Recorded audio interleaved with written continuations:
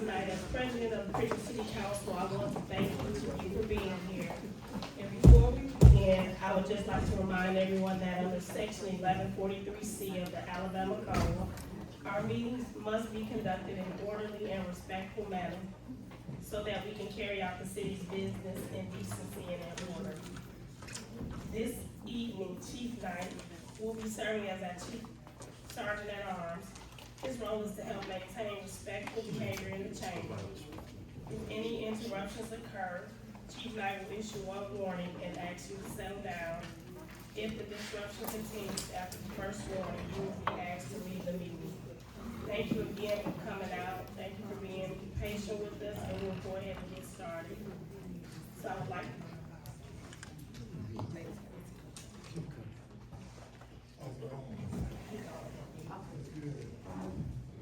would like to call to order Prichard City Council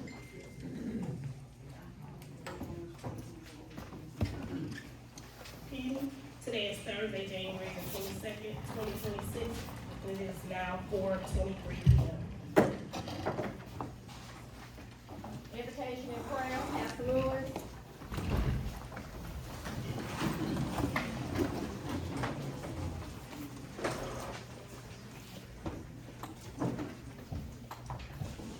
As we prepare to pray, with your indulgence,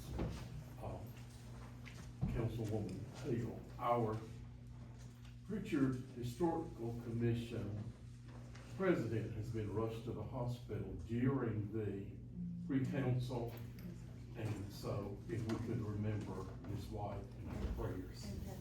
Yes. Our finance director's daughter. That was my next. Thank you, Madam Mayor. Ms. Wilson, let's pray for her family and the loss of a loved one. And her daughter just got rushed to the hospital. Oh, and her daughter is also rushed to the hospital. I didn't know that. I knew she had a death in her family.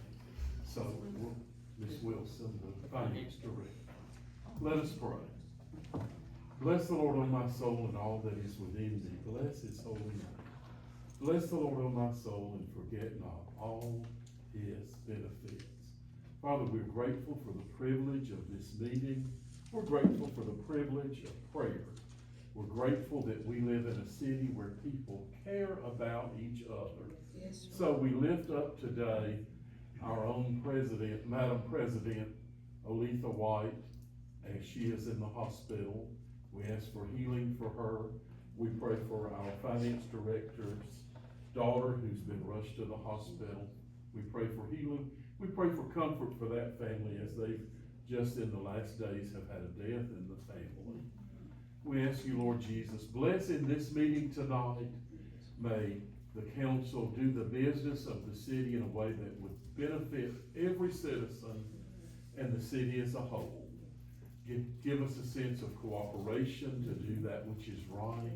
Bless our mayor and her staff, all the employees of this city. Bless every citizen who privately, daily, donates their time, their talent, their treasure to make Prichard a better place for us to be. Meet all these needs and hear our prayers, we pray in the name of the Father, the Son, and the Holy Spirit. And the people of God say it. Amen. And now the Pledge of Allegiance. I pledge allegiance to the flag of the United States of America and to the republic for which it stands, one nation, under God, indivisible, with liberty and justice for all. Thank you. You may be seated. Roll call, Councilwoman Williams. Present. Councilwoman Johnson Norwood. Present. Councilwoman Fox Bettis. Present. Councilman Smith. Councilwoman Hale. Present. We do have a quorum. First item on the agenda, approval of January 15th, 2026 City Council meeting minutes. This is approval of minutes for January 15th, 2026 City Council meeting minutes with necessary corrections. Is there a motion on the floor?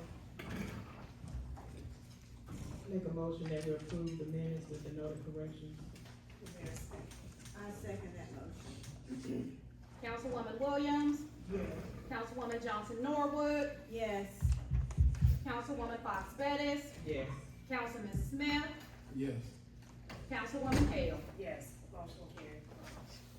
Next item, notice of public hearing to vacate property for right of way.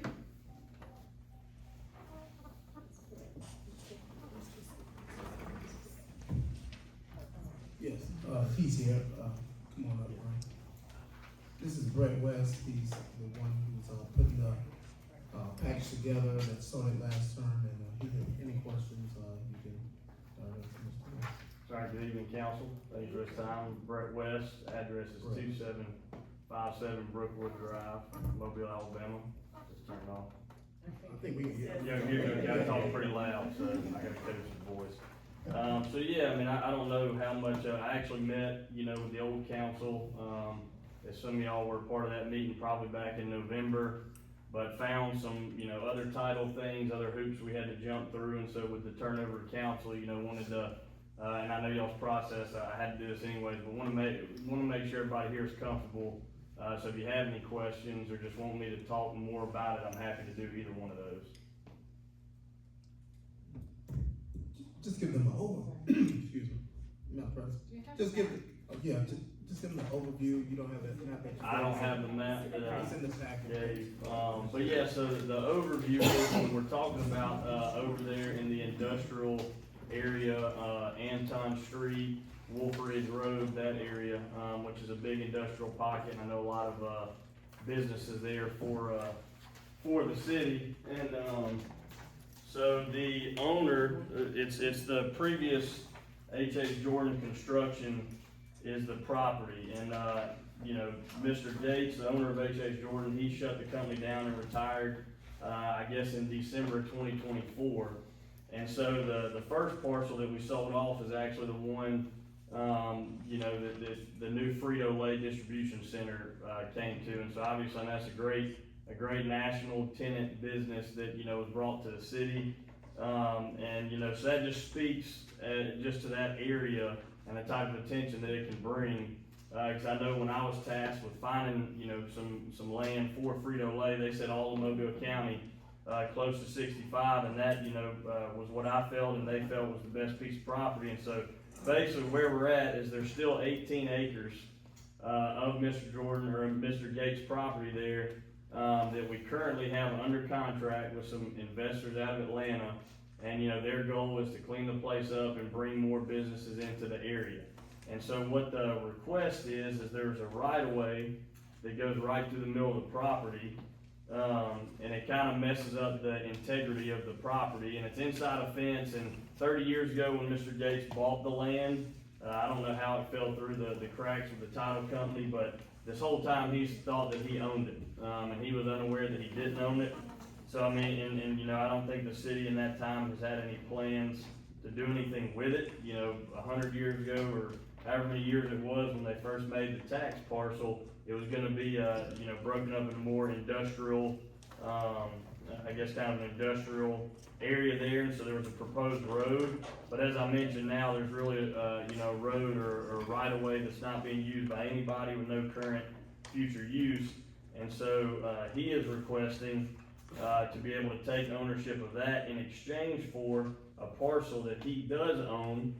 He actually owns the land, but the city of Prichard has built a road on the land that he owns, and they maintain the road. He doesn't do anything, so it's just kind of a mutual benefit, for the city to go ahead and own the land that they have a road currently on, and for Mr. Gates to take ownership of the right-of-way, because the only way in order for him to sell the property is they need clear title on that right-of-way. And so, like I said, I think some of the best land in Prichard is in that industrial pocket. I think it was, upward around $70,000 an acre. And it's just gonna be hard pressed to find that, but industrial, with it being so close to the port, so close to 65, it's just a great area to bring business, and we're just kinda handcuffed right now until we get that clear title. I thought that was cleared up with the last, council, we cleared that. It was, but because there was other I mean, we had that, like I said, and I told, I appreciate Councilman Smith, you know, taking the time to meet me out there yesterday to lay eyes on it and do his due diligence. But it's like I was explaining to him yesterday, there was other title things that come up. There was a quitclaim deed on the parcel that Mr. Gates owned. And so we had to track down heirs of, you know, a deceased person that didn't sign it. And so all these other things, and basically what I was told, by the previous city council, is that, the vacation of the right-of-way document, the city cannot execute, the mayor cannot execute, or whoever has to do that without having the rest of the document executed. And so that's what I was unaware of that at that meeting. And so I think, you know, because of that, you know, now with the new council turnover, I think I had to go through the process again. Because I also had to track down T-Force, the Canadian-based company, and so I had to, you know, jump through some hoops to find somebody in Canada to sign off, which they did. So everybody is good, you know, we're just needing the, you know, the signature of the city. So Councilor Williams, under Alabama law, when a city vacates property, there are one of several avenues that they can pursue to accomplish that. And it's complicated. So I think this is really kind of like a reboot or a restart. And the statute that we're traveling under to accomplish this requires a public hearing. So step one, next Tuesday, it will be a public hearing. And then step two will be the following week, when the actual resolution will be, approved, and then the deeds will be exchanged. I don't know if it's gonna happen simultaneously at the closing, but at the end of the day, the city will get the identical amount of property that they're swapping for. Right, it's slightly less. Yeah, But, neither one of them, it's kinda like the city can't do anything with the right of way, and Mr. Gates can't do anything with the property that, you know, the city has a road on. and the city doesn't actually own the property that the road is on. Correct, that's correct. Right, so. Attorney conference, is it Tuesday or Thursday? You said Tuesday? The public hearing will be Tuesday? No. Okay. I have a different city in my head, I'm sorry. It'll be Thursday, public hearing will be Thursday, okay.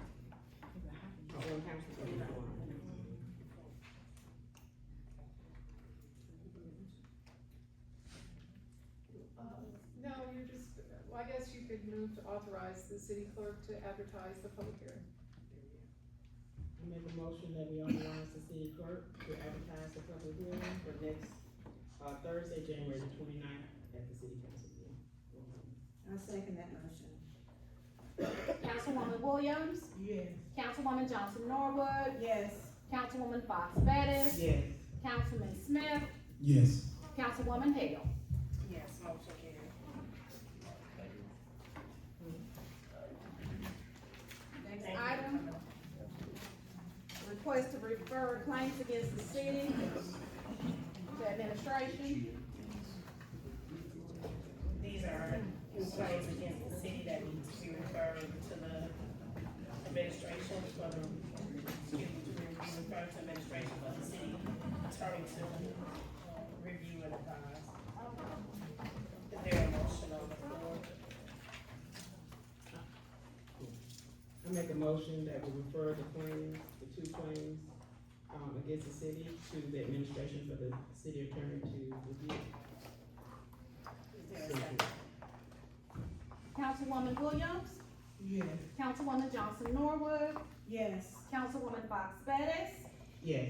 Councilman Smith, Yes. Councilwoman Hale. Yes, motion carried.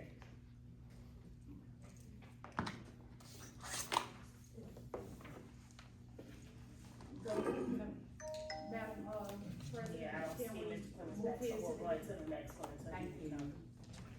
Next item, proposed ordinance to implement Alabama Code 1143C, 38C. Okay, this involves work by the ordinance committee for appointing an attorney. And as you know, we've been hard at work every week updating these ordinances and, Primarily, we've worked on office of the city clerk and policies and procedures of the mayor, council form of government, and appointing a legal counsel. So, we've met and discussed these in detail, January 6th, 13th, and the 20th. On the 20th, this past Tuesday, we accepted the revised ordinance 1143C-38B, which authorizes the mayor to appoint an attorney to serve at her pleasure, which she's done, and also 1143C-38C, authorizing the council to vote by majority of those present to obtain legal counsel. As you know, we presently have an interim attorney, Ms. Cochran, and she's worked hard on these, and we've interviewed 8 applicants over the past 2 weeks as potential attorneys. We approved the 3rd revision that Attorney Cochran presented to us, and we deemed it ready to present to the council for approval. Everyone should have a copy. Attorney Cochran did send it to everyone so you could review. And because we had already, voted that we would appoint an attorney this Thursday, and that's why we did all the interviews the way we did so rapidly. So ordinarily, any ordinance that we present, you, usually can take 2 weeks to review. However, Attorney Cochran, because of the urgency of this, she recommends that we suspend the rules, and if you all approve, that we go ahead and approve this. So when we appoint an attorney, we already have the guidelines for her.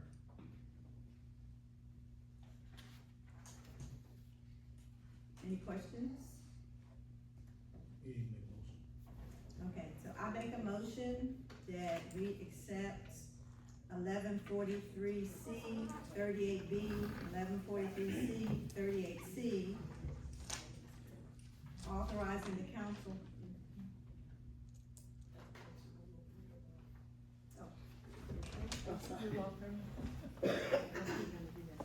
Okay. I make a motion to suspend the rules to allow immediate consideration of the ordinance. It must be unanimous, or the item must be held over for another week. So my motion is that we suspend the rules, and, if everybody's okay with that, I guess we need roll call, Madam President? Second. Councilwoman Williams, Yes. Councilwoman Johnson Norwood, Yes. Councilwoman Fox Bettis, Yes. Councilman Smith, Yes. Councilwoman Hale. Yes, motion carried. Thank you. Is there a motion on the floor to adopt the ordinance? Oh, yes, I make a motion that we adopt the ordinance 1143C, 38B, and 38C.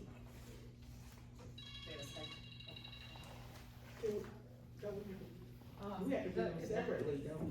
Well, no, And I don't see the B, I see C, but I don't see D. the name of the ordinance is long, and if you want to read it, to make sure we know what ordinance we're adopting. An ordinance to implement Alabama Code 1143C 38C regarding legal counsel, to designate the city clerk and the mayor as agents for service of process, and to require notice to the city council for actions and claims asserted against the city. It's a long title.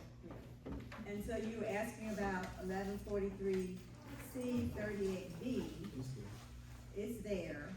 And then on the next page is C, which refers to the council appointing That's right. their attorney. So this ordinance only governs the council's appointment of legal counsel. Right.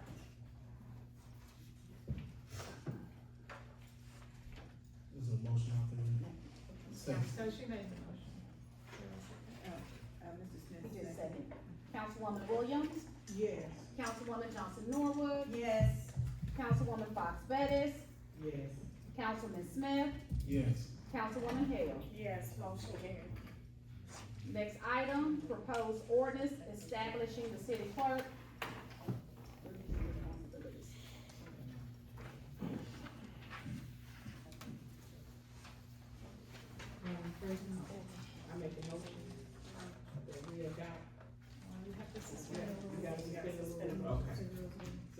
motion to suspend the rules. Do you need one? Oh, I'm sorry. It's just motion to suspend the rules for all immediate consideration. I make a motion to suspend the rules to allow immediate consideration of the ordinance, that would establish the office of the city clerk. The vote must be unanimous, or it's held over for, 2 weeks. I second that motion. Councilwoman Williams? Yes. Councilwoman Johnson Norwood? Yes. Councilwoman Fox Bettis? Yes. Councilman Smith? Yes. Councilwoman Hale? Yes, motion carried. So I make a motion that we accept the ordinance, from section 1143C, 21 and 24 of the enabling law designating the city council as appointing authority of the city clerk and authorizing the council to appoint stenographic and clerical employees deemed necessary for service to the council and provide that where a merit system exists, the city clerk shall be selected and hold office subject to the provisions of such merit system. So the title of the ordinance you are adopting is.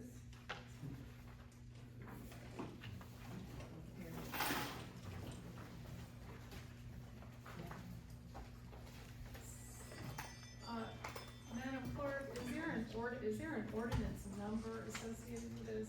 No, ma'am, not So until once it's the an ordinance is adopted. ordinance establishing the office of the city clerk. So the motion is motion to adopt the ordinance establishing the office of the city clerk. Second. Councilwoman Williams? Yes. Councilwoman Johnson Norwood? Yes. Councilwoman Fox Bettis? Yes. Councilman Smith? Yes. Councilwoman Hale? Yes, motion carried.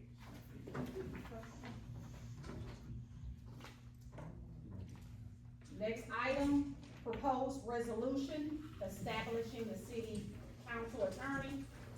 That is a blank form. So that when the council determines someone they want to be nominated for that office, they will fill out, put the name of the candidate in the resolution, and that will go on the agenda, and it will be voted for on that agenda. Once that resolution is passed, the attorney will be notified of the vote, and then that attorney will submit their retainer agreement, and the council will have to approve that agreement at another meeting. And it doesn't have to be just one resolution. If you can all agree, that's great, but if you can't, you can submit as many resolutions as you want. So, Attorney Cochran. So you don't have to adopt that. I mean, you can, but. Okay, but our orders were, we were going to go ahead and vote on an attorney this week. And we had said we would send in our nominees to the clerk. And we would, if we needed to, we couldn't agree, we would go into executive session and try to agree on these.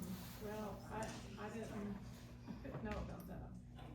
Okay, well, from my understanding, we can't do a voice vote, and everything has to be done in public.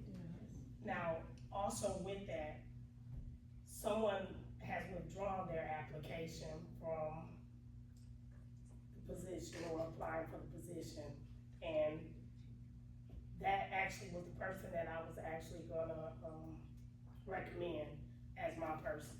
So I'm asking to postpone for 2 weeks so that we can, so that I can personally have a chance to look at the other applicants that are out, because that's the person that I was looking at has withdrawn their application. Was it necessary, because it take 2 weeks to do this, cause we spend hours now, man, interviewing people?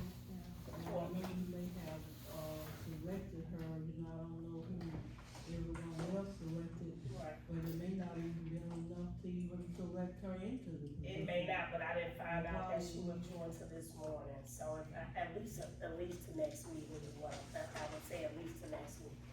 I didn't find out that she withdrew until this morning. Well, I would like to make a motion that we postpone the actual appointing of, council attorney until next week, which will be January 29th at the council meeting. I'll second Councilwoman Williams, Yes. Councilwoman Johnson Norwood, Yes, Councilwoman Fox Bettis, that. Yes. Councilman Smith, Yes. Councilwoman Hale. Yes, motion carried. Next item. Madam President, may I make a comment? I just wanna stress on my colleagues that Attorney Cochran has been very gracious, she has worked very hard. She had no idea it was this much work, especially with our ordinances and just the, I don't wanna say shambles, but just the condition that we were in, and she's done her very best. And while we appreciate it, love her to death, but I would like to be able to relieve her of some of this work and we go ahead and get our permanent attorney. And she has volunteered, she doesn't mind coming back to help, especially with the ordinances. But, I just want to stress upon everybody, this is very, very vital that we go ahead and get a permanent attorney so we can move forward. That's the end of my speech. Next item, request of Councilwoman Johnson Norwood for approval of proposal for office furniture in the city council office. Okay, so I'm not even sure how to go about this, Madam President. But we all recognize that there is a need for updating. I think Councilwoman Teresa and I talked about the need for painting. Our front office, we just want our chamber to look more professional and inviting, and it just needs a total upheaval. Madam President, may I ask you a question? So, I was looking, so I thought, well, I'm not sure what all the executive system, I know I've heard conversation about her needing a desk, and had found a nice desk that was on sale, it was regular like $800. And now we're looking at a desk for over almost $2,000, is that, did the sale go off, or how do we come to, I mean, as a nonprofit, I buy furniture from McAleer's all the time, and we just don't spend that kind of money. That's my concern, I'm just looking at the prices of, some of this stuff, and it just seems kind of steep. And it does, and, there was some more traditional, there was one that I would have chosen, which was like $700.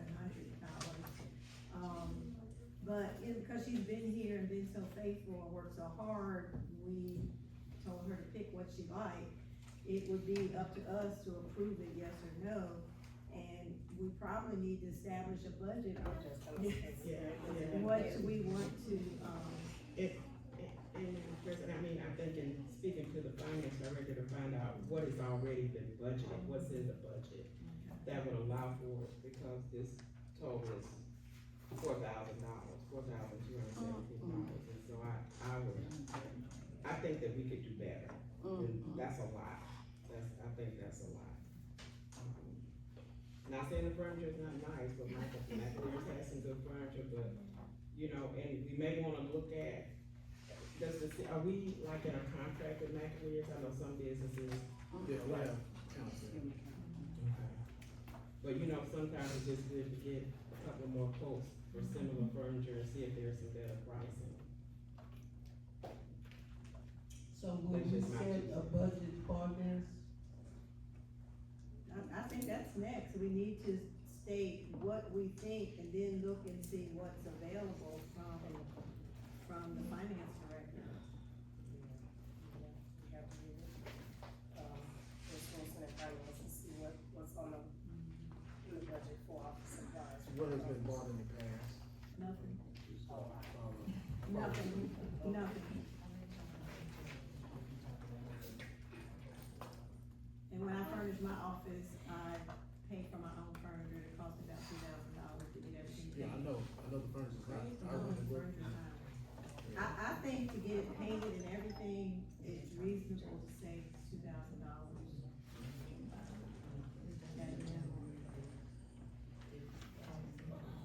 Are you saying in addition to this one? Oh, no, with the paint. Oh, And you got a price on the paint yet? Actually, if we purchase the paint, he will do it as a service to the community. And this is, Ms. Fagan who painted last, 5 years ago. Is he just painting he's painting the whole chamber, the council? That's up to you all. Yeah. He painted the whole chamber last time and the bathroom. But I only asked him about the front office. So I don't know if he'll volunteer to do the whole chamber, but he will do the front office as a service to the community. can we send this to the finance committee meeting this week? Cause we have committee meetings. Oh, y'all do? No. 29th. And then we have another. Well, I make a motion that we send it to the finance committee. The next meeting, which is Thursday, the 29th.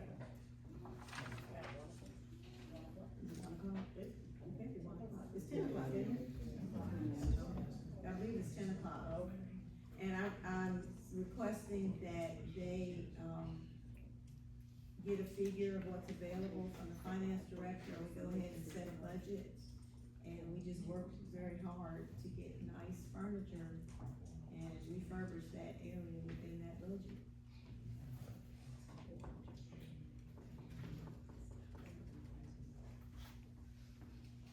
That's my motion. Need a second? Councilwoman Williams, Yes. Councilwoman Johnson Norwood, Yes. Councilwoman Fox Bettis, Yes.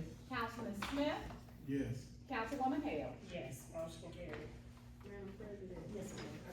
For our school district council person, was, our executive, she was already approved for this, I understand. Previously, she just never got it. The previous council had approved the purchase Right, of we this. did. We can hear a dollar amount. Well, Was there a dollar amount for I that? don't believe we ever went out and actually had her choose anything.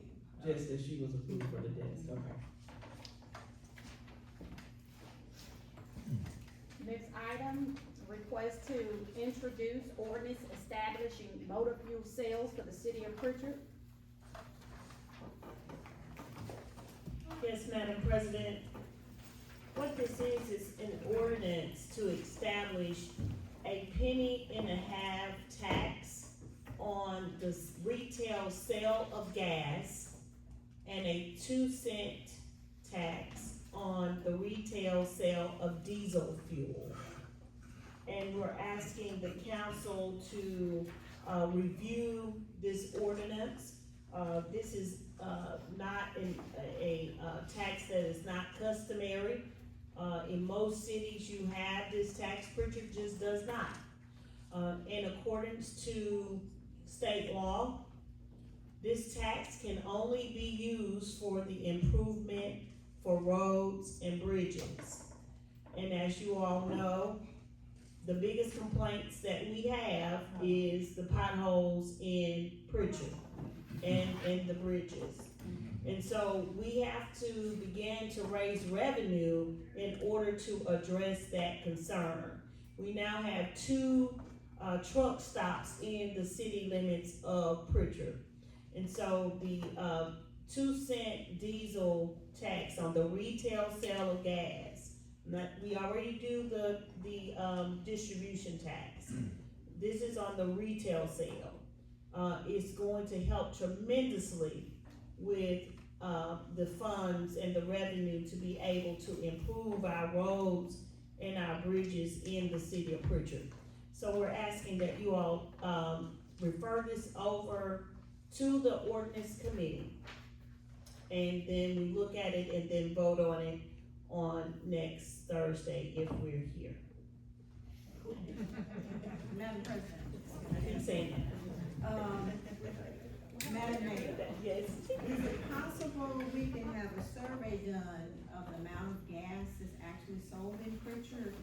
And we do an estimate of how much this 1.5 cent tax will bring us in revenue and the 2 cent diesel? Yes. Can we do that? Yes, so, yes, but the problem has been because we have never required the, retailers to pay this tax to us.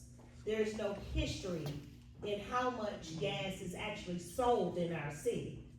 Now, we can guesstimate or make, a pretty good estimate based on the amount of fuel that has been distributed into our city, because we do tax the wholesalers, okay? So we can make an estimate, a good educated guess, in other words, but we don't have any historical data to get that number.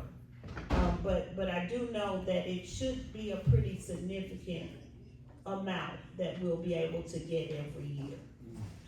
You think it's possible we can get that by Yes, our February 3rd meeting, and we go ahead and make it a yes, priority?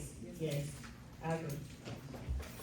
Let me ask you a question, on those taxes, how would that affect our little mom and pop service stations that we have? I know we got 2 big, truck stops here now, but we still got these small stations running up 45 in different areas.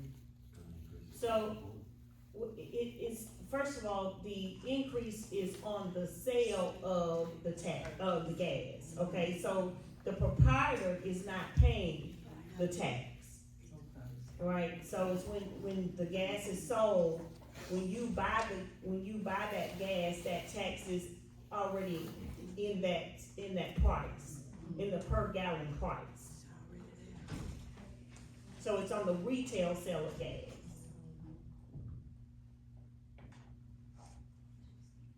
No, that didn't make sense. I didn't They were still on cost of the sale. Yeah. That's what I'm saying. Okay, so, and I wanna say something else that I'm really concerned about with this. I don't know if anyone else notices, but it seems to me that the gas here in Prichard is higher than anywhere else in Mobile County. And so I'm also going to try to add some way that we can have some type of, price gouging commission or oversight to make sure that they are not increasing the prices of the gas just because we're doing this penny tax or penny and a half tax. Because they should not be doing that. Because they're already way above some of the other people. They are. 45, but we try to push the, citizens to buy in Prichard, but sometimes you can't do that because it's way above, so I'm just wondering what this extra percentage, the citizens will probably be the one to get that cost. Well, yes, the citizens will pay that extra penny and a half, true. But we have a lot of travelers, that will be coming through Prichard. And there are people that are members of, say, Love's. They look for those truck stops, as they're traveling. And so I think that we'll, spread the love, if you will, with this burden of the tax. But it is sorely needed in the city of Prichard for us to address our infrastructure need. As I said, we're the only city that does not have it. Everybody else has it already. So.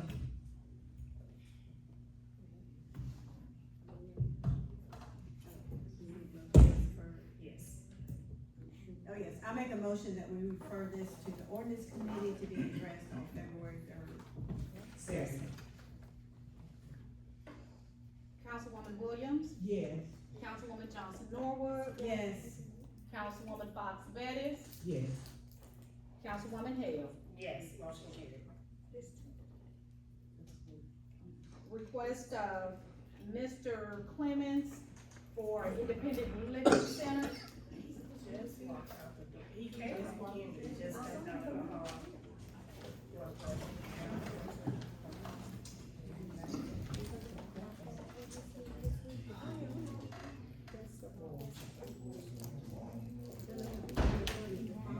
Give you a week to be able to get your survey and stuff.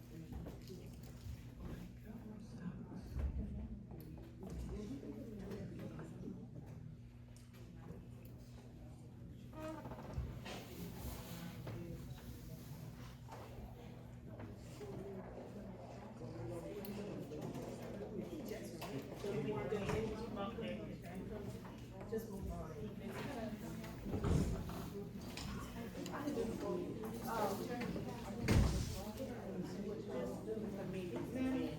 Next committee meetings, finance committee, reports.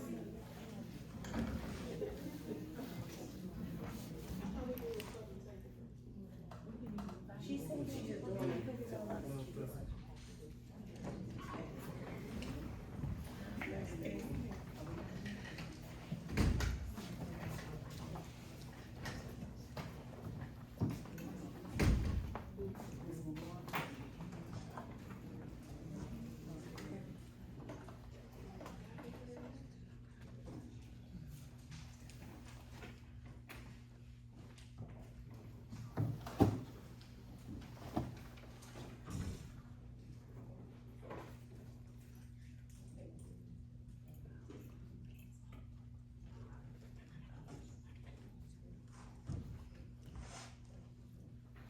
I heard you ask about the copy, and you told me to just make one copy to make sure I got it to the city clerk.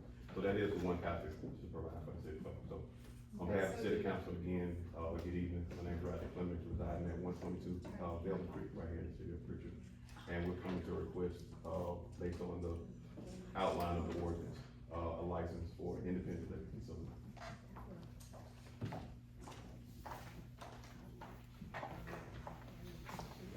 So the license code says that the applicant must have all state, county, health department, or other agency permits approved prior to beginning operation. You're So where are the state permits, county permits, health department? And where is the application for the business license? I showed you the application to appear for the council. So once the approval is done, I go back to the business license to make the application. So that, to answer your question simply, that's in regard to operating, and then if you look further, it's in regard to a group home, not an independent living facility. So that's why I printed that ordinance, because it doesn't apply to the independent living facility. But that's the ordinance that I was giving guidance. So what license category is this? City of Prichard has been doing that group home. But there's other designations as well. Right. You can also do boarding home. So if it appease the council, it could be a boarding home as well, and avoiding the group home qualification. But boarding home is easy, you don't have to come before the council, and you can get a license at the city clerk's office. That sounds like a good idea. We're gonna make it easy.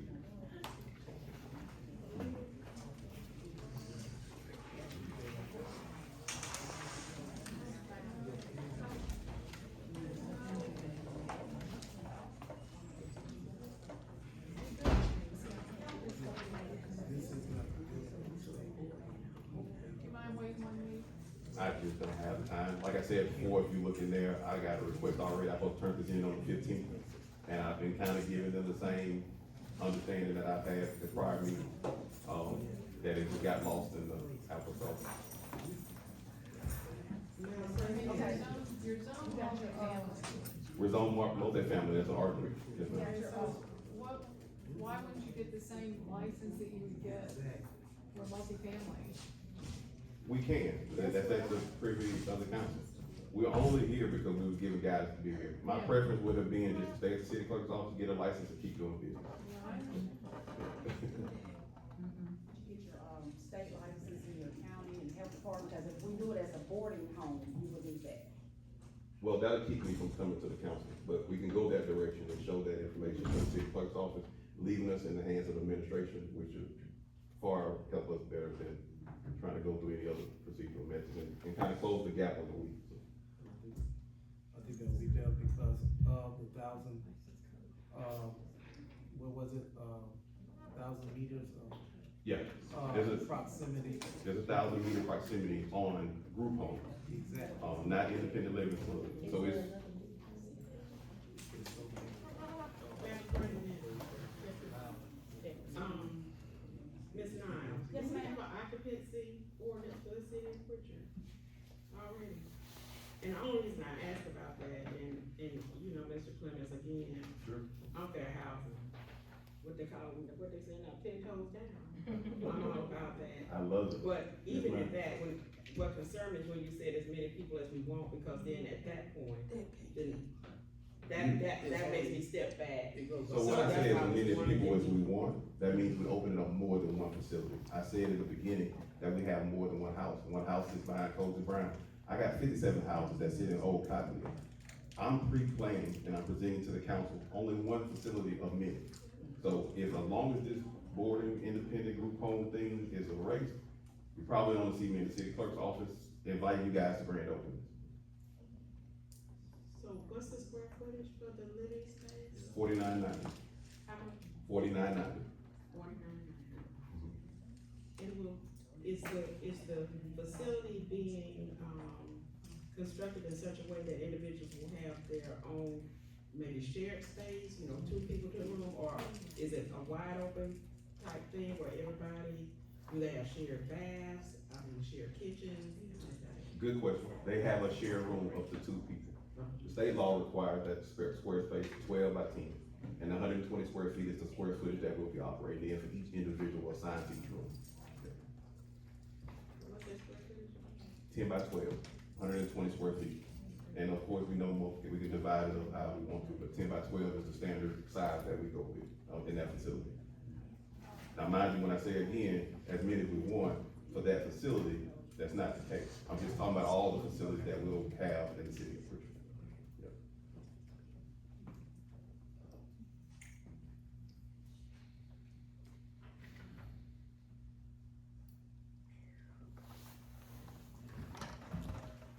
There's no council action. I think he's arguing that he doesn't fall under this Right, classification. yeah, so it's unflexible. So there's nothing to be do but go to the licensing office and fill out for the other. Well, that's clarity that I needed. I appreciate that on the city council and attorney's behalf. Thank you, Madam Mayor. Well, all I can Appreciate it. say, it is right on the edge of District 2, Mhm. you've done a beautiful job. You,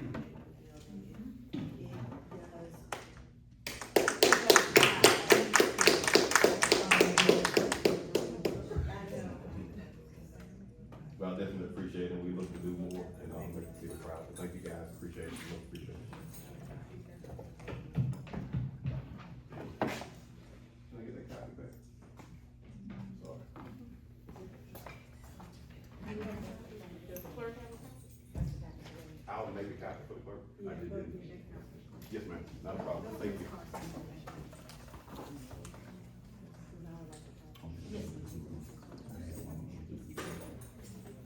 Committee reports, finance committee.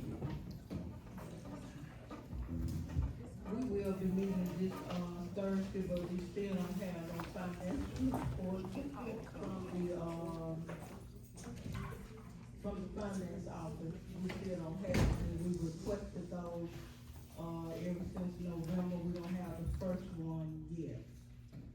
We've gotten something last week, and the director said that it was, not complete. But the things that we requested, you got all of those, cause we emailed them to the, director first, then she said we had to go through the mail, so we started sending everything through you, but we don't have a complete report, and I've been, having to say this every council meeting. Basically, the, finance department does not have a complete report, we haven't had one, since November, we don't have one for November, December, no January. And the, law states that we're supposed to get those on the 12th of the month. And we just haven't gotten any, so at this point, I don't know what to do except, contact the municipalities and see, in Montgomery, to see what's our next step. Because we have asked those, we've seen spent for different things, but we don't have no report on anything. And I think last week, we were told that we were gonna get a report on mid-January. What was that, it was mid-January for the, was that the extravaganza? And we didn't get that. But we haven't had a report on anything really, unless Mr. Smith, do you have anything? Cause I know I've been requesting it. No. So we haven't had anything that the, state say that we should have in our possession to do a finance report, so I don't know, what it is, and I've been keeping all emails and everything together, and all verbal statements that has been said that were gonna be done, and even the transparency, but I can't see the transparency right now. And my thing is that we have to be very careful with this because it starts opening doors for questioning on things. And we don't want that, to happen. But we haven't received anything, and it's nothing new, because you all are aware of it, because I even sent emails back saying that we have not received this on the 12th. So we are having a finance meeting, but what are we gonna meet on?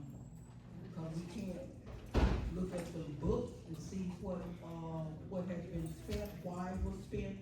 I got different statements of quotes that I've written down and what things have been said, but we haven't, to make a long story short, we haven't had no finance report, and we're spending money here in the city, and no finance report to justify for it. And my name is on this finance committee. Madam President, And Mr. Smith, you on that too. Madam President.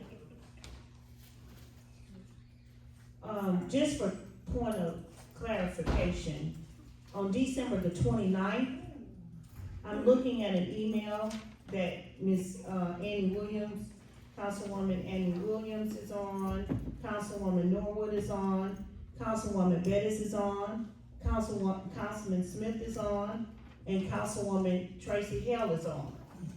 That was sent to you on December the 29th. It has the revenue report, it has the check registry, it has the Prichard profit and loss statement, along with a description of what the attach was. Our finance director has also given a corrected profit and loss statement on December the 30th. Again, that email had every one of the council people on it. She also then gave a report to you all on last week, and every week she has given you a verbal report in council meeting to be made a matter of record. So I know that there are some items that Councilwoman Williams has requested for the finance committee meeting for the 29th. And my understanding is that Ms. Wilson should have those documents ready. But to state that you all have not received any documentation on what has been spent, you have it in your email. So, and again, every week she is giving a financial report. And so I'm not quite sure. I think she explained that we changed systems. And the report that she gave you on last week was not completed because they had not been able to reconcile from one system to the next all of the things that they needed to reconcile. So again, I don't know exactly what you mean by you have not received anything, but it's clear to me that you have received information that you requested. We have not received it. I don't know about no one else who gave all the names on there, but I specifically got emails here that I forward saying what we need. I know you've given several excuses. She was in a class one time, and we got other excuses. They changed it over to the system. But to just make a long story short, it's very simple and clear. It was about 4 or 5 items that we had asked for. And it just really, concerns me when people look with questions on their faces when I say we have not received these reports according to what the state say. And they don't say we're supposed to get them on the 29th or the 30th. The law says the 12th, but we give it until the 15th, I think it is. So I think we need to go back and look, so if you all receive statements like what we sent out, have you received the statements according to the law, what they say we're supposed to have to enter into a finance meeting to go over? And there has been one excuse after the other, really, one excuse after the other. And we might as well face back that there's no need of looking with questions on the face, because I don't have anything. So if you all received it, let me know. I received the finance reports that you were just speaking of, the revenue report and the check register. I did receive that on December the 29th. And the profit and loss statement, I do have that on December the 30th. And then I have this that was printed on the 15th, January 15th, that Ms. Kim handed out actually in council meeting, if I'm not mistaken. The statement of income and We comprehensive. have bits and pieces of So I'm saying that this is what I have. Yeah, I have that. Like I said, we got bits and pieces, but we don't have. Is that what you have in your hand? Do you understand what that is? Yeah, so statement of income, yes. But it says that it's not even verified. Oh, but the check register is showing you itemization. What are you saying, itemization as in Detail, what? Detail for, checks. the detail for the check is on that check register one that was sent on December the 29th. It's on that, it's two attachments. It's two attachments on that. Now, this is for checks starting November the 7th through, oh, that one just has November the 7th through. It doesn't show, it's not gonna show payroll, because payroll is electronic, it's not a. But I We need a clear understanding, you know, of everything, what we can go through it and see. If it's not showing one thing and it's showing something else, we should be able to read that and say what's what. Not saying it's not gonna show this, it's not gonna show that. We just need to see the income and the outgo of the money in this city. All of them, however you've been paid, I wanna see it. Whatever's coming out of the council. According, Madam President,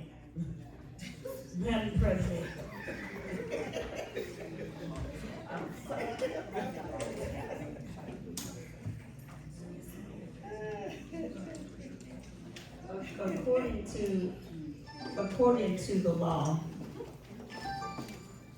we are to provide a monthly report. It does not say what date, but you all have imposed that date, which we try to honor. And it asks for, and it says that we must give the revenue and the expenditures for that month, which is what we have provided in the profit and loss and in the general ledger that you received. So, you know, the other reports that you've asked for, she's working on those reports to get them to you for the 29th. Every week, we are going above and beyond what the law is saying for us to do, which is to give the monthly report. Instead, I have added in the mayor's reporting time for the finance director to come before you and to give you a report, which she has done every week. And so I think we can work through what it is that you don't want, that you don't understand, or that you're not comfortable with. But we are giving you information. It's not just information, we need what we are required to have. You're required to have what is spent and what comes in, and that is what she has provided to you, but Yeah, I've, that has not been provided. We need a clear picture of everything that has come into this city and has gone out of this city. Now, we can look at it any way we want to, but we cannot look at none of these things. And the one she gave last week, she said this is not a this is not a complete report. So what about it was not complete? Point of order, Mr. President, if I may. I think that we have a legitimate disagreement among the mayor's office and Councilwoman Williams as to what is legally required for the financial report. I'm glad I've heard that she has actually received it. That is good to know because we didn't hear We that. have not received it. Well, the other council members did. And so I would suggest that Ms. Wanda, Ms. Cochran, and I talk about this and hash it out among ourselves and report back to the mayor and you, and then we deal with it that way instead of out in a public hearing. We've already dealt with it as well as we can right now. I think we're at a point where we just disagree. And that's how I would suggest we proceed.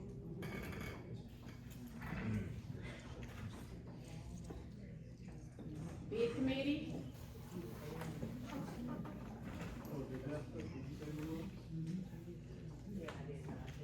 That's y'all. Yeah, I had just nodded to Ms. Niles. Bid committee? Public Works and Public Safety Committee? We will actually meet Monday if we're here. Mayor, you started something with that issue. Because of the weather. I didn't know about this.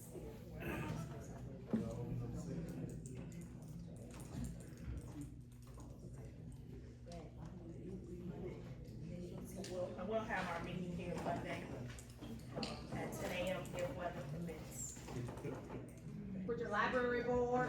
We have a report, and we have asked that he starts to come, someone, that they send a representative over to give us an update so that we can better assist some of the needs that they have. Can't hear you. We've asked the Prichard Library Board, or, excuse me, not board, but the library to send someone over here, a representative to our meeting so that we can be better abreast to some of the other issues that they need. I'm not sure if we had the power wash scheduled yet, no, we have not had the power wash scheduled yet, but it is in the rotation. and I'll send them an email as well to try to remind them to come over and give us a report, or at least send us an email or something, letting us know of some of the things that they're in need of or they're concerned. Bridget Historical Commission? No report. Bridget Water and Sewer?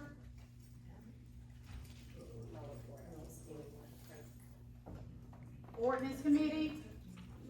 Yes, we've already reported, our next meeting will be Tuesday, 12 to 2. And I do encourage administration and everyone that can, according to Attorney Cochran, because we will be hopefully finishing up ordinance number 2050, which is policies and procedures for mayor, council form. That's 27. No, yes, it is 27.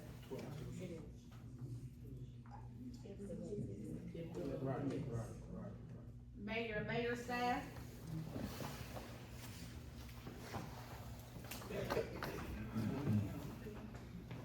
Good evening, City Council, Mayor, citizens, guests.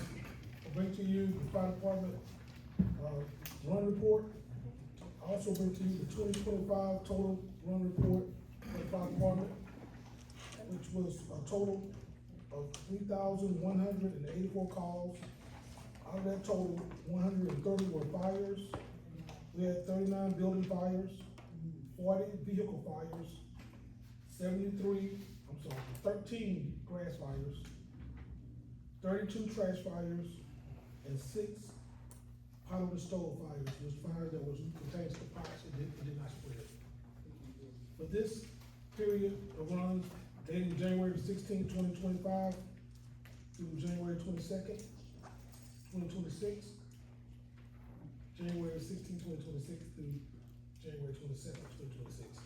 we had a total of 55 calls, and we had 2 fires. Had a fire on January 19th at 134 Azan Street in District 3. We had a fire, that same day at 14 Clark Avenue, District 3. Any questions? Thank you.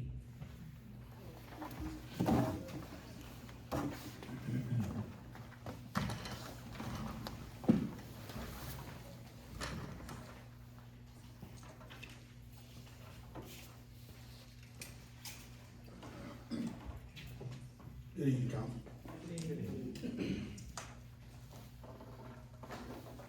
We had a big report from the police department for January 10th, 2026 to January 16th, 2026. Also answered 264 calls for that week. They're broken down into districts as follow. District 1, 47 calls, 1 significant event on January 13th, 2026. At approximately $1,835, there was a signal 26, a deceased person at 4514 County Street. District 1, this was an obvious death meeting natural causes. District 2, 53 calls, and 1 significant event on January 15th, 2026 at approximately 06:34, there was a signal 26, deceased person at 322 Brook Avenue, District 2. This was an obvious death, natural cause.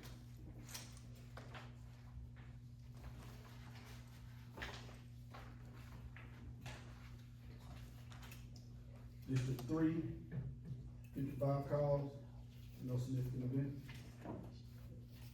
District 4, 56 calls, no significant event.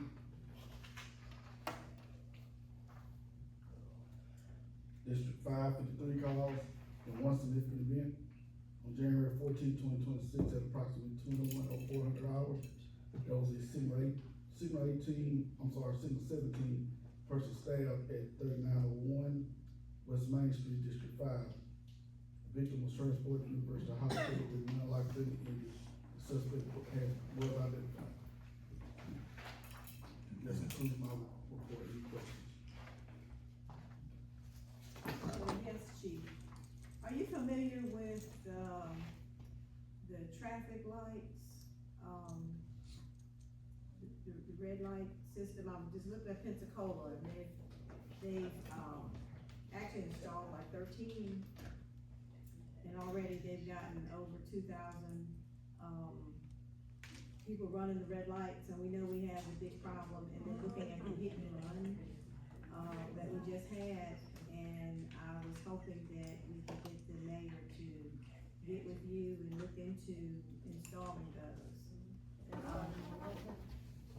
These are the red light cams, and, they're like the traffic lights, and they get, license numbers and so forth for people who run the red lights. And we have a major problem. I encounter these 2 or 3 every time I was riding through. Madam President.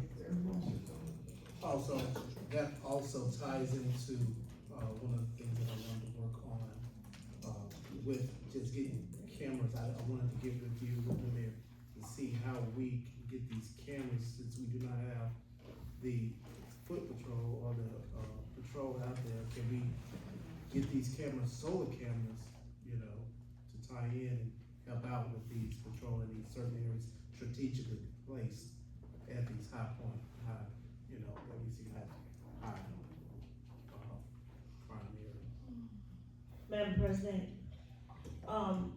we are, looking into ways that we can, increase actual traffic patrol. But the cameras can be a legal liability to the city, is been the, what I've been told by other cities. And so what we're looking at, Chief and I are looking at, is how can we shift some of our patrolmen to traffic, and also how can we lean on some of our other partners like the state trooper and the sheriff's department to do more traffic patrolling.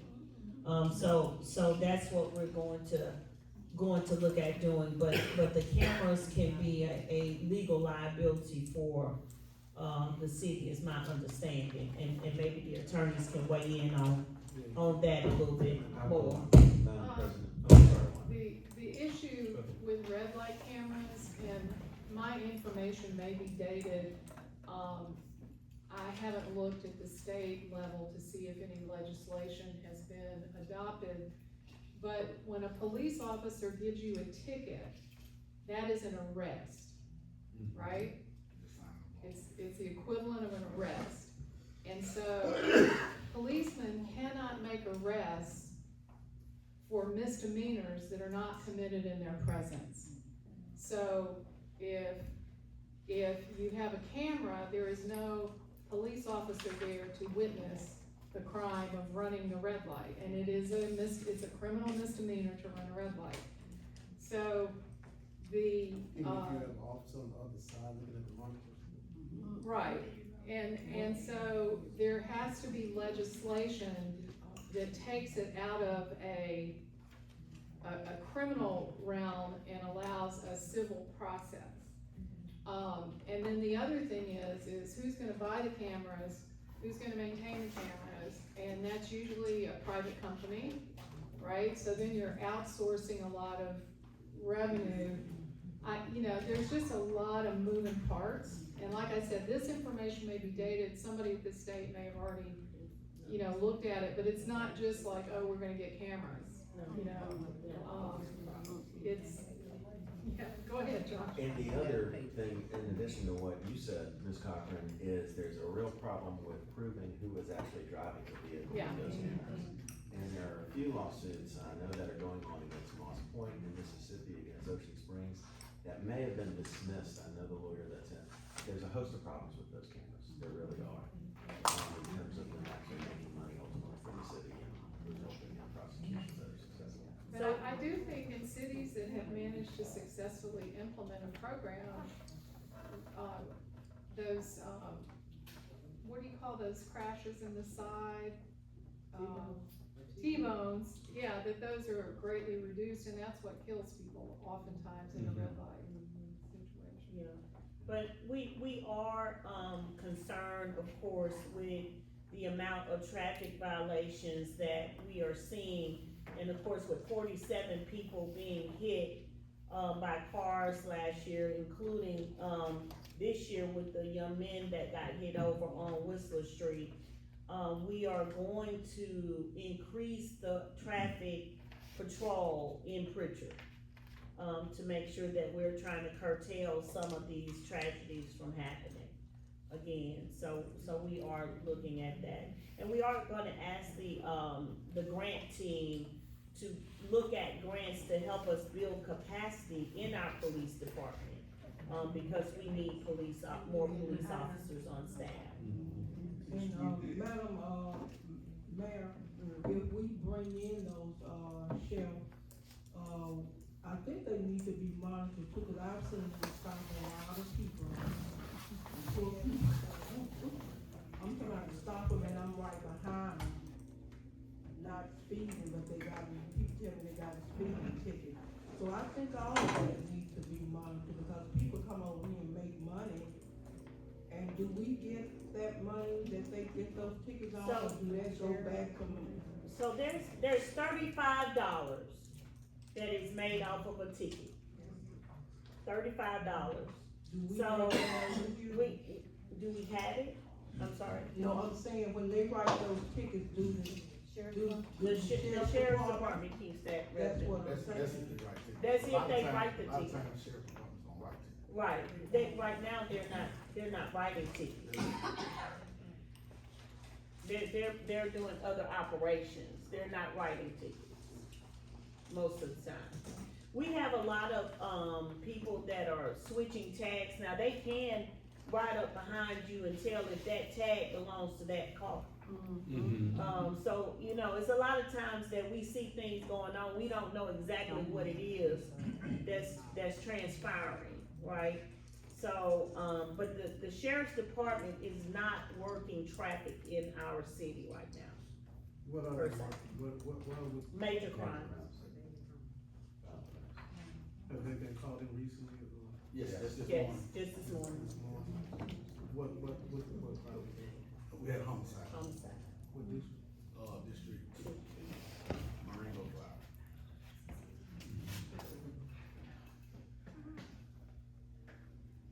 Tell me, can you explain to us, me and the citizens, why are we not working our own crimes, or tell me, do we have that unit? We don't have that unit? Well, it's due to manpower. I had to take a lot of our detectives that were detectives and put them back on patrol because we were so low in manpower. So, Capacity, that's a question. capacity. They're trying to improve on response time. And am I correct, when you all do arrest or make arrests, we have to take this to the field, correct? Mobile County Metro. You know, all felonies anyway go to Mobile County Metro, but our misdemeanors go also. A lot of smaller agencies don't use jails anymore, like, one said Chickasaw takes theirs to Sierra Leone, you got a couple of municipalities take their misdemeanors to Metro also. Is Is it liability reasons, or? It's expensive. Yeah, it's expensive to hold a county jail. You got a 24-hour nurse there at all times. You got feed, light bill, common things that you have to pay for a jail. It's very expensive. And this is back in, I know, 2006, it was paying up to like $25,000 a month just to hold a jail. And probably have two people.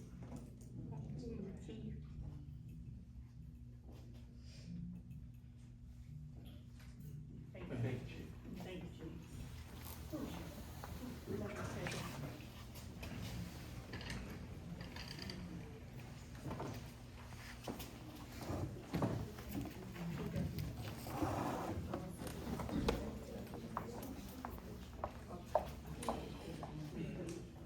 Good afternoon, Mayor, City Council, citizens.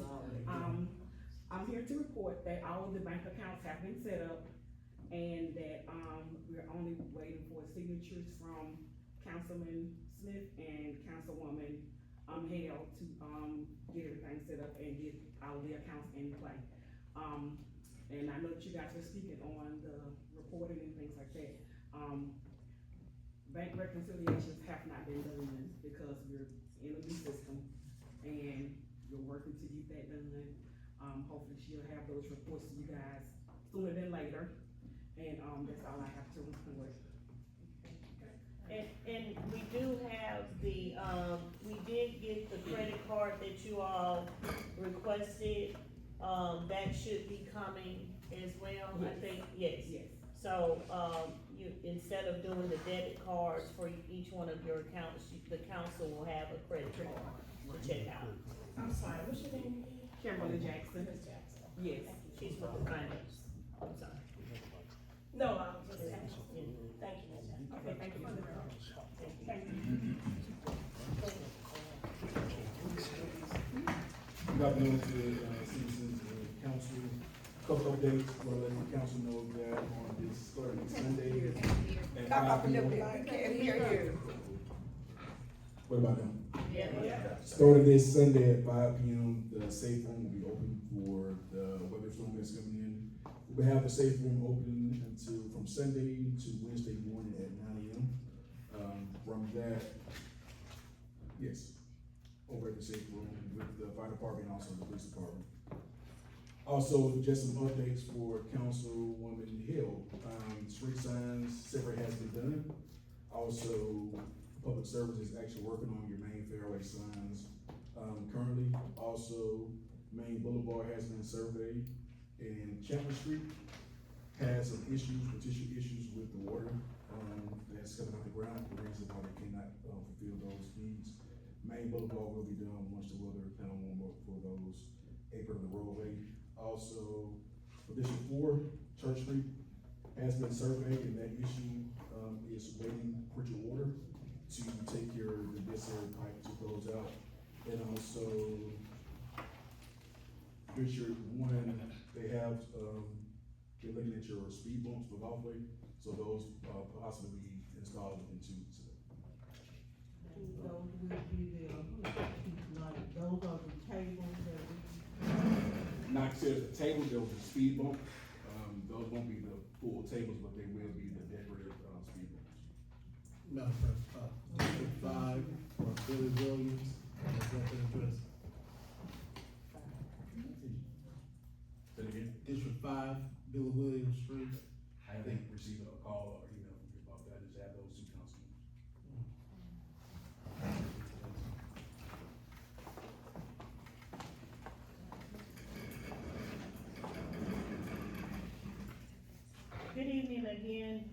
Good evening again, council. My report this week is short. We did have a meeting with Alabama Power. I am concerned and have gotten many calls, about, and good evening, citizens, I'm sorry. Yeah, trying to get right to business. Okay, so I have been getting a lot of calls about how dark different areas of the city is. And so I met with the representative from Alabama Power, and he has told me that if we need poles in certain areas, they will come out and put the poles up and put the lights up for us. So I'm going to charge the council in your districts to please survey your districts at night. I know that may be a bother to some, and see where you think we need to have some more lighting. Okay, he is going, they are replacing the yellow colored halo lights with LED lights, okay, around the city already. Now, I did charge him also with, if you go down Highway 45 and you just look at our light poles, they're right close to the street. Well, the utility right of way is actually supposed to be 8 feet from the street, okay? So they're too close to the street. And if you know, we've had a lot of people hit poles on Highway 45. So I have asked them that they set those poles back to the 8 feet. Now, that may take some time because they have to go back and get those easements. But I think it's better for them to not just go and replace the light bulbs, but to actually set those poles back. And if it takes a little more time, then it's better to be done right, than for them just to go and put the lights in. So they do have the LED lights for Highway 45. I think they're adding, how many more lights? 66,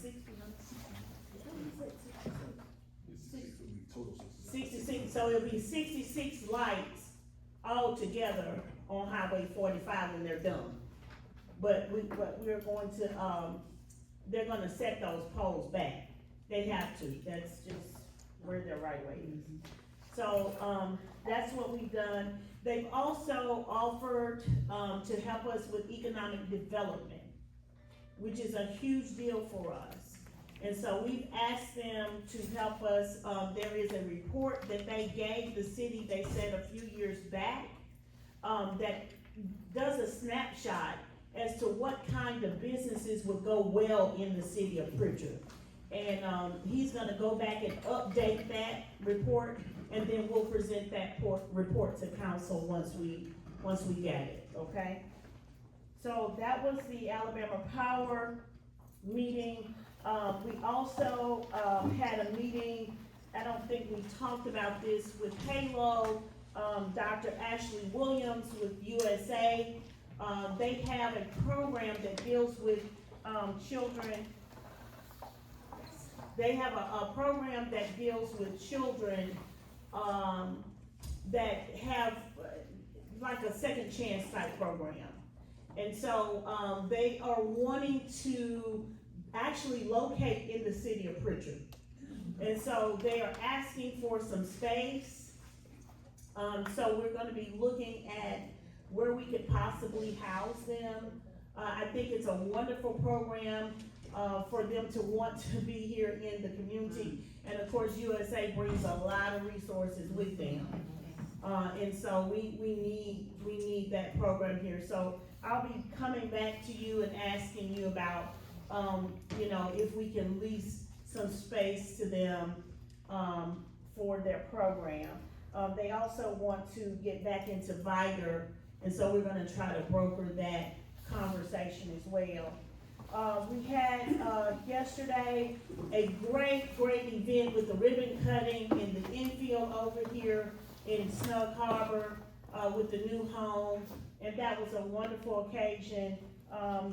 You know, we need more affordable housing, as I said yesterday at the ribbon cutting. And so I would hope again that we can sit down, as a government body, administration and council, and figure out where do we want to do some building? How do we want to use this land we call Prichard? We need to pull out the map and just do some mapping work, and then we need to take that and go to some developers and try to get them to come in and do some building. They're building all around us. You got D.R. Horton that's building 600 homes out in Saraland. I met with Brent Robinson, they want to build in Saraland. So, I mean, we have all of this going on around us, and we have great amount of land that these houses can be built. And they don't necessarily all have to be built by our housing authority either, I think. So, just wanted to highlight that. We did have the meeting with the grant writers on yesterday. We're moving ahead with the EDA grant for the Technology and Entrepreneurship Center, which will be where our library is. We are having to get engineering and architectural work done. We're gonna talk with Alabama Power to see if they can help us out with that. And so, and then we're gonna try to leverage some of our other relationships to try to get that done. Hopefully we will submit the application for the grant, and we'll bring that back before you guys by the end of February. So sometime before the end of February, we'll bring the entire grant before you guys, and then, cause we'll need a resolution from you to go into the grant packet in order to submit, okay? So, we're working hard on that, and on Monday, we rolled out our 100-day plan, and I say our 100-day plan, it's not the mayor's 100-day plan, it's our 100-day plan, because if you can remember, we asked all of you for initiatives that you want to see in your district. And if you read the plan, you should see your initiatives within that plan. And so we're going to, as we go along, be working in each one of your districts, and we'll need you to get volunteers out to help as we do that and help lead those efforts. So I just got a note to please mention that the YouTube channel is live. Please ask your constituents to go on and sign up. It is youtube.com /at City of Prichard /at City of Prichard. And that's all. Oh, and the youth council did meet last night. We were in attendance of that meeting, and so they have some wonderful ideas, and I think they'll be coming before you and asking you about some things as well. So we're looking for their ordinance. They're looking for the ordinance from you guys to establish that youth council. Okay. Yes. What type of bill, go ahead. I'm sorry, what? The MLK luncheon was fabulous. We had Bishop State, president to give the keynote address.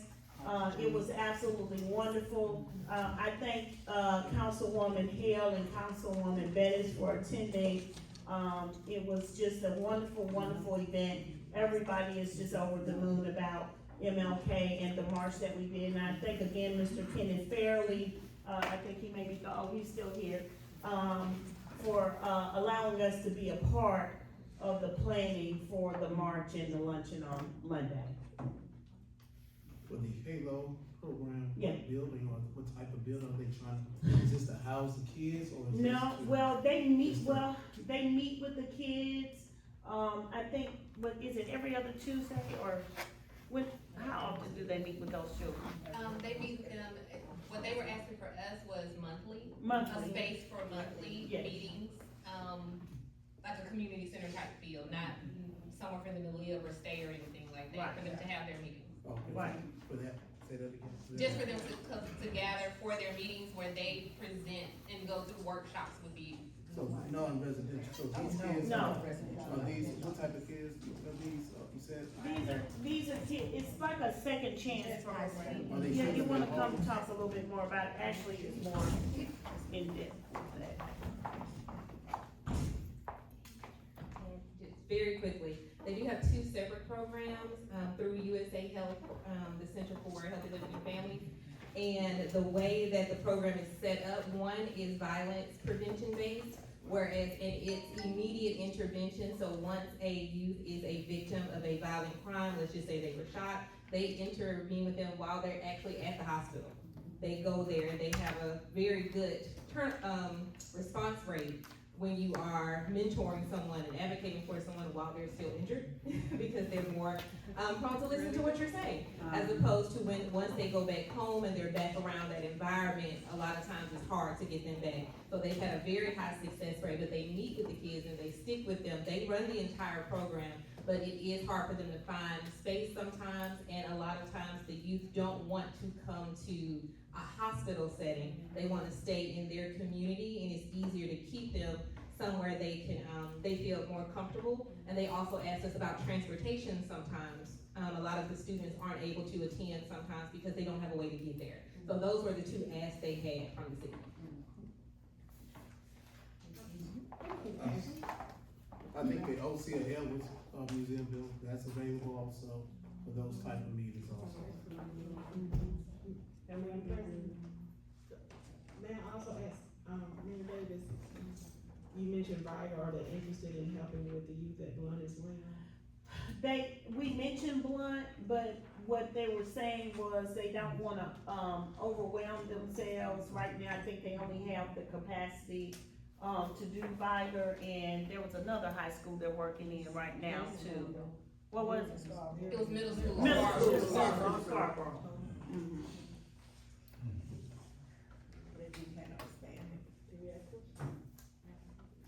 Okay, so on the streetlight venture, what would be the best way for us to report? Should we use the 311? Or just email you all Just on the email streets it. that need light? Yes, just email it to me so I can get it to, Alabama Power. Okay, and then on the, land use piece, can we just go ahead and set, I mean, we've talked about that several times for the council and administration to come together. I think we should do that sooner than later, to just set a time for us to come together, let's look at our layout of our city and that. Should we do it in ordinance meeting, or, I mean, what do you suggest so that we'll not violate the Open Meetings Act? You can notice it and, yeah, I mean, it's just an open meeting, but if something comes up that needs to be confidential, or, then you can always go into executive session. So I think we just said, I mean, if the council, we'll just look at your calendars and let's get some dates back. Get Lawana to get some dates back to the administration, so we can go ahead and set a date and time to do that initial meeting. And probably have your zoning administrator come. Okay. Because a lot of what you will wanna, probably what will come out of that meeting is an update to your zoning ordinance, because it's still, it's still a very, what you would call a Euclidean zone, which doesn't have anything to do with math.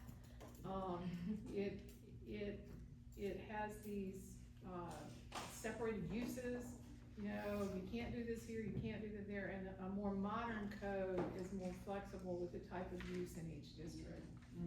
So in your urban core, you're gonna want more variety, and then the further out you go. You know, Mobile, for example, when they redid the Martin Luther King Historic District, they did what's called an overlay zone, which allowed things that you couldn't do. So sometimes housing is expensive to build, not only because of the materials and the labor, but also because of the regulations. So if you have a minimum lot size of 7,500 square feet, which is very common, that's a very expensive piece of property. 5,000 square feet is very big, not for every neighborhood everywhere, but part of the trick is finding out where you can get more density and start building more walkable neighborhood. So is that something that you feel that we need to have like a expert to come in to help us with? Because I don't have the capacity, I don't know if the counselors do, or the knowledge on this modern type of. There are obstacles to, when Prichard was built, there probably was no zoning ordinance, right? Right, and in fact, today, the city of Houston has no zoning ordinance. Has no zoning ordinance, and it looks like every other city, let's take D.R. Horton, for example. I used to be city attorney down in Orange Beach, and they did a lot of building down there. So D.R. Horton, one of their products requires a small lot size. So if they have a product that they wanna build, say on a 4,000 square foot lot, and all of the property in your city is zoned, that requires a minimum lot size of 7,500 square feet, you're not gonna get that developer in here. Because it's very difficult. It's not that you can't get workarounds, but developers wanna go in, pull permits, and go. The other thing, when you're writing grants, is,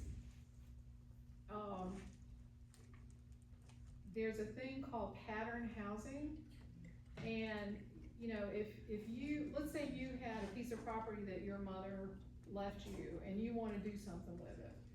If you, as the individual developer, wanted to build something there, it would be very difficult, because you've gotta get a site plan, you've gotta get, maybe a re-subdivision, you've gotta get, not only the architect and all that.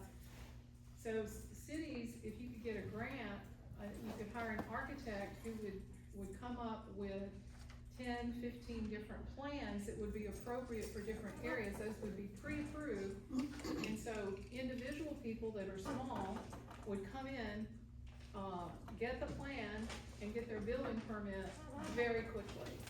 So, that is because time is one of the reasons people like to build. And then, looking at your parking regulations, if you have too much parking, that adds a huge cost on doing business, because every parking space probably may cost, $10,000.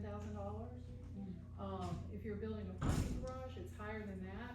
So increasing density, removing obstacles, and making it easier for normal people, and not just relying on big out-of-town developers that wanna assemble these huge, because, infill development is really, what you need down here, and I think y'all are doing some of that. So anyway, but you need to have the conversation, because the council knows their neighborhoods. And then maybe you can strategically get a couple of people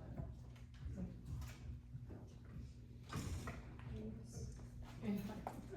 Thank you.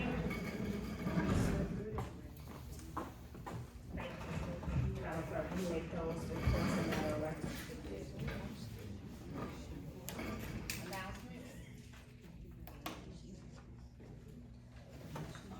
Madam President, I forgot to say that I wanted the finance report to be made on Madam Brenda.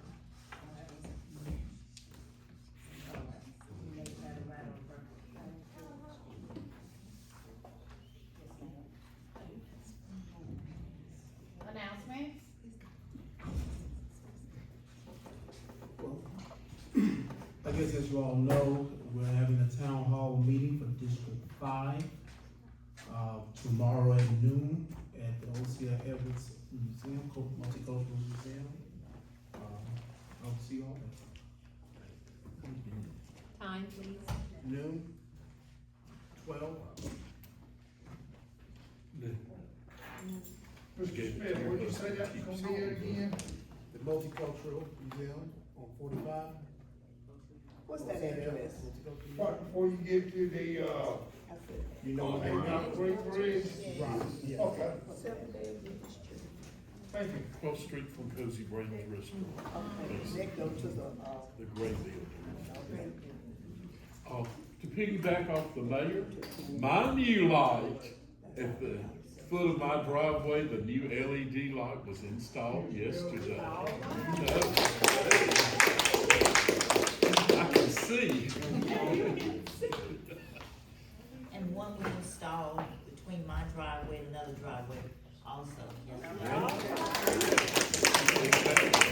And near my church, 7 were installed in that neighborhood a couple of weeks ago.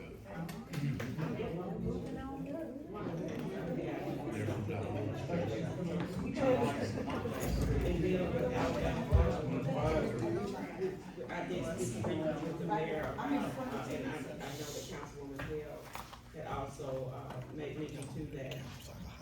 One of the things that we need from Alabama Power is to take a look at many, homeowners or people that are living in our city have all these trees that have become entangled with the power lines. And I know I have a constituent that I promised that I would try to address it. I tried to reach Mr. Clinton Johnson, and I haven't gotten a response. If the administration can help with that, I would certainly appreciate it. And I did forget to mention that we did ask him about lighting the walking trail.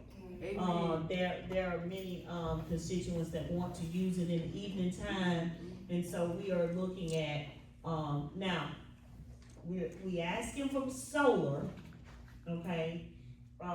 Which means we would have to pay for that cost up front, and we'll try to do that, but then if not, we're gonna have to, it's gonna increase our bill a little bit to get those lights, but it would be, well worth it, I think, in the long run.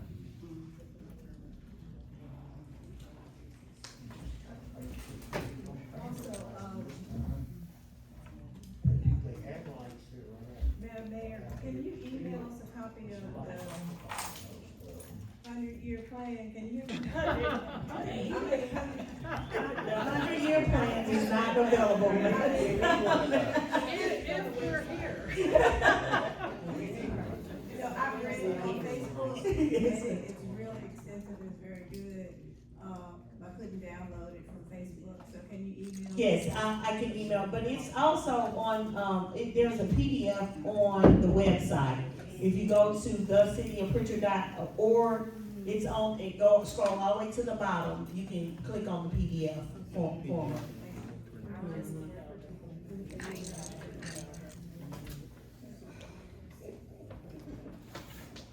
If there is no more announcements, is there a motion to adjourn?